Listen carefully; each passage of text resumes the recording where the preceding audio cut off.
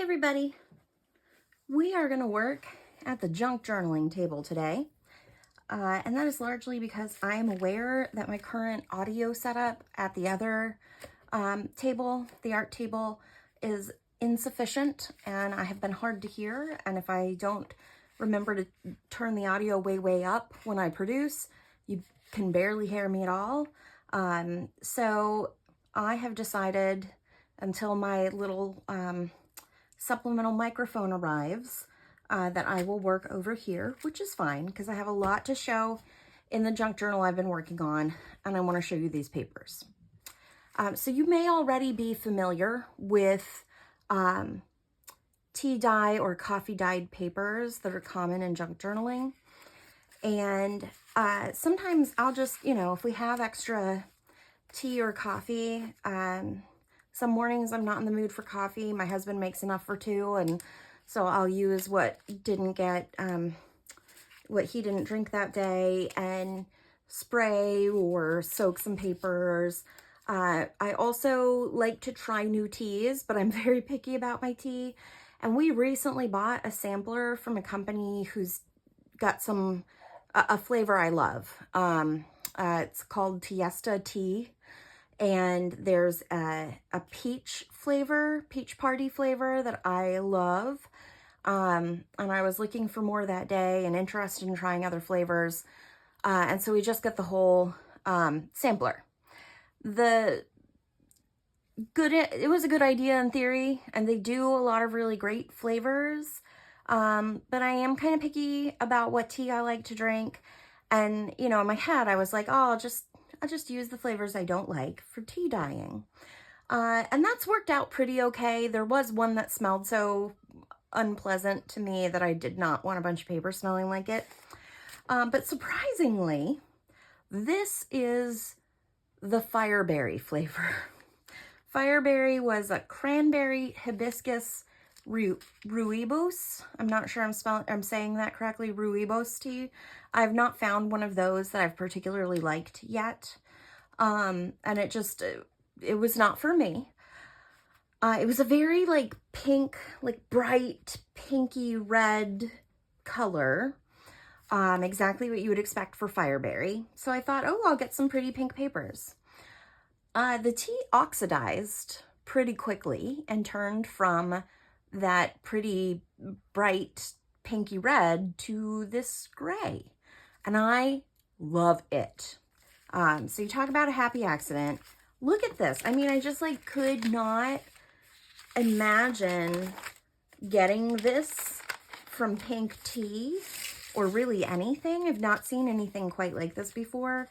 And then there were some papers towards the top that got these weird patterns. I don't know what about the rate of oxidization or soaking caused it, but they're just so cool. And I had to show them off. So if you feel like this kind of gray is missing in your life and you like tea or coffee dyeing, the Tiesta Tea's Fireberry, if you don't like the way it tastes, maybe you like the way it dyes. So I absolutely had to show that. But now we're gonna pop back over to the Poison Ledger journal that I have been working on. And if you've seen previous videos about the Poison Ledger, you will remember that this is a downloadable, printable journaling kit that I created. I have listed on my Etsy shop. I wanted it out in time for Halloween, although I honestly think it lends itself pretty well to any time of year. There's a lot of stuff that is very spooky poison, but it's mostly based around an actual vintage poison record book. So there's some ledger stuff to it. There's a lot of old apothecary imagery for it, and I honestly think it pretty much works anytime. I'm not a huge Halloween person. I like it. I just not crazy for it the way that some people really are, who they dive all the way in. Anyway, I printed the kit a bunch of times in the process of making it. I printed things that didn't get, make it to the final. And then I pulled together other things that I thought would work well in it. And I've been using all of those, like, initial prints and other things. And rather than letting them go to waste, I've been putting them in a big journal. The kit itself actually comes in multiple versions. You can buy, what is essentially a folio. Let me open to the page with the folio, if I can remember where that is. There we are. So I made several of these in the process of making the kit, so there's plenty of them. And this is a special version. I made multiple colorways. So you can buy just the folio kit. If you buy just the folio kit, you're going to get a version of this. Although the folio only just comes in one color, and that's more of the original color, which is something like this. If you like this colorway with the bright pink, that's part of a mega pack, which includes the folio kit, a bunch of ephemera, and then that kit and ephemera come in 4 different colors. So there's the folio kit that's very small, everything you need to make one of these. There's an add-on that has a bunch of ephemera like this here with these little tickets and stuff. And then there's a mega pack where you can get all of it and get it in multiple colors. So I have been using that to put together this book. And I figured it would be a good time to do a flip through. It's not done, but it's also possible that I'm going to take a small break from it because I've been working on it a lot over the last month in particular. And I think I'm getting to a point where I just need to take a breather. I'm sorry, my cat is really doing some stuff in the background. And so let's just walk through where we are. So this cover still needs to be finished. It's probably one of the last things that I'm going to do. This was an old, not very nice cover for some vintage papers that I got. There's a, like a vintage periodical.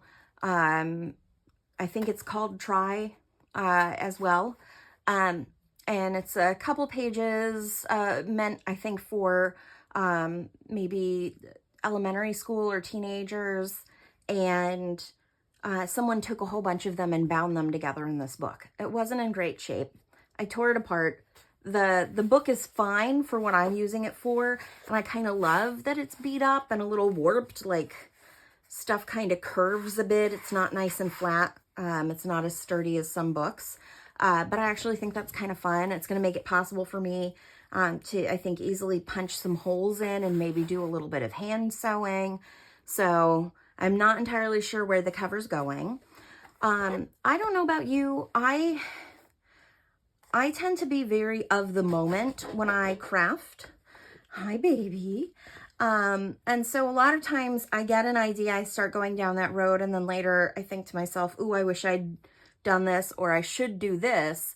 And it's the kind of thing you needed to plan ahead of time. And that happens to me a lot with closures. So all of a sudden this book is, I've got all these pages, they're really chunky, and I realize I don't have any sort of closure planned. How sassy. We didn't have any closure planned. So I took this little sort of chiffon ribbon that I had. It's nice and thin, so it glues really well under stuff. And I took this little piece of ephemera. This is from a printout kit from Tony at Crafty by Tony. And I was able to fabric that on, so I have one of these on each side. No, don't eat it. Mommy might sell this. Yeah, we might decide to sell it. The plan was to sell it, but I'm getting to the point where I've spent so much time on it that I'm pretty attached, and now I'm wondering if I actually will want to. So our first page here is a lot of Tim Holtz ephemera. There's also these things you're going to see throughout the book where it's sort of like a cause of death. The sunlight got him, Lost in Time, Afraid of the Dark. And then for, those are all from a kit from Debbie at Ink and Page. And I really thought they were fun. I've sprinkled them throughout. So in here, this is one of the tags that was in the kit. This may have been an early version. I'm not sure that was the final. This is from the, either the Paper Love or the Paper books I had. No. These look like Tim Holtz. These I made, although these are from, the Dark, not the Dark Diary, the Dictionary of Oddities, maybe, also from Debbie at Ink and Page. That's a little bit from Tony. This was something I stamped and then heavily grunged, and then it got to the point where you couldn't even read it, so I doodled over it with some pen. This design in the background here is also from the Poison Ledger kit. So there's just a lot of stuff sprinkled. I don't love everything to be super matchy-matchy, so when I can, I like to mix in a few different things and give it a more of an eclectic feel.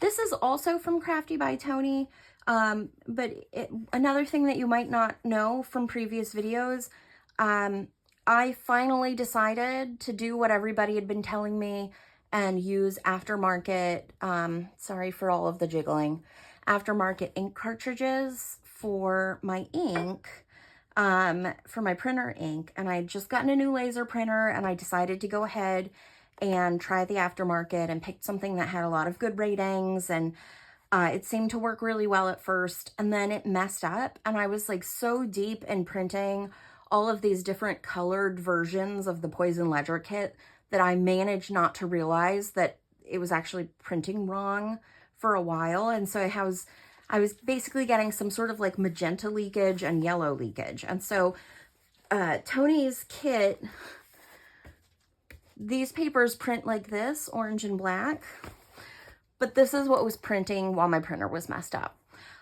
That's also the case for a lot of the Poison Ledger ephemera in here, because again, I didn't quite realize it. I just thought that the colorways I was seeing on the screen were printing up a little bit differently. Granted, it was quite a lot differently, but I think it was just like boiling a frog, and it happened slowly enough I didn't notice. So we are where we are. The good news about not realizing it right away is that everything at least is kind of printed wrong in the same way, so it goes together more cohesively, I hope. I've done a fair amount of inking throughout, and that's one of the ways that I've tried to bring together the disparate ephemera and papers and things. So even if they all come from different sources and they look a little bit different, I have primarily used Distress ink in Rusty Hinge, and then at times also used Distress ink in Black Soot. So that has helped a lot in kind of tying things together. This little frame we have is from printable from Margaret at Seven Plaza. So that was nice to put over that picture, washed away by her own tears. This is from my kit, but then other things like that are from Tony's. This little pickled beetle is from a stamp set I have. This hidden paper clip is from my kit. I didn't use the sturdiest paper, so you can see the paper clip on the other side from the grunging and inking I did, and I kind of like that, honestly, so it worked out. And then I made these little hinged envelopes here. So we've got those, which means that they're an envelope. They're still an envelope that you can use. And then I put a little pocket on the front of each. So you have little journaling cards. And there's just as much as possible, I'm trying to leave spaces in here so that you can journal. I like things to be decorated, but I like leaving a lot of space for people to either add additional decorations of their own, or sketches, or journal, or what have you. So I've got all kinds of things in here. These are from Tracy Fox's kit, The Exhibit. It is very possibly my favorite printable kit ever. It's just full of slides and things that would go inside a slide. So very sciencey, lots of really cool labels. If you're able to print on sticker paper, or especially if you're able to print on clear sticker or acetate, it's like magic. I love it so much. I already showed you this, which is glued in here and then closed with this twine. I've got these little card holders. I love this little guy. I'm still not entirely sure what I'm gonna do to dangle off of it. Something. Hello. Hello, sweetheart. Yeah. We're gonna sit on the book. No, let's not sit on the book. Why are we on the book? Mommy's trying to show people the book. Yeah? You're so cute. Can I move you? Can I move you? Just right over here. Okay, thank you. We've got some of those bright pink pockets from one of the colors of the kit. So these are meant to be parts of the folio, but I sprinkled them throughout the entire journal as different types of pockets. This is from Tony's kit. This is from mine, this is a miniature version of the Poison Record ledger page. So again, lots of places you can write and stuff. We've got kind of some people and their ghosts. If you look closely, there's some sort of ghost in the image. They're really cool. So I love that. This is a 2-part pocket, so there's 2 levels to it, with little cards and things. A nice little, what is it? Kind of like a bookmark. And there's a bit of a pocket in the top where I put, just in case you can't see that well, where I put these little tags. And then I've actually gone ahead and binder clipped some papers in. The way that I created this is one of those things, like I like it a lot, but I do have these gaps between the 3 signatures because they are such bulky signatures. I hadn't really wanted to sew each one of these pages in separately, so I created signatures out of them. And even though the book is brimming and very, very full at the edges, I still end up with these gaps at the bottom. So that's something I might have done differently. I don't think it's actually bad. It's just not what I planned. So I thought it'd be fun to put in some additional pages and stuff, and people could just binder clip them in. This is yet another little pocket and journaling card. This is from Debbie at Ink and Page. I'm not sure how well you can see it on camera here, but it's like an old-fashioned sort of toile print with these skeletons, and I love it. It's the primary reason I bought the kit, was specifically for this paper, so I love it. This is a tiny little folio I made. It's I decoupaged a napkin on the front and back, so that's what that haunted house is. This is a folio from my kit, but that's how I decided to decorate it. And then it's got 4 pockets, and I have just got them filled to the brim with little tickets and cards and such. And then I collaged this from images in an old modern history book. I think it's from the 1970s. And it's all black and white. And these images had this wonderful, moody spookiness to them. So I didn't fill the page too much because I want a lot of these. I like the papers that are underneath, and I want to make sure that you get enough of them to really get the effect. So this is just a little pocket with this lovely card in it. And these tabs are from Tony's kit.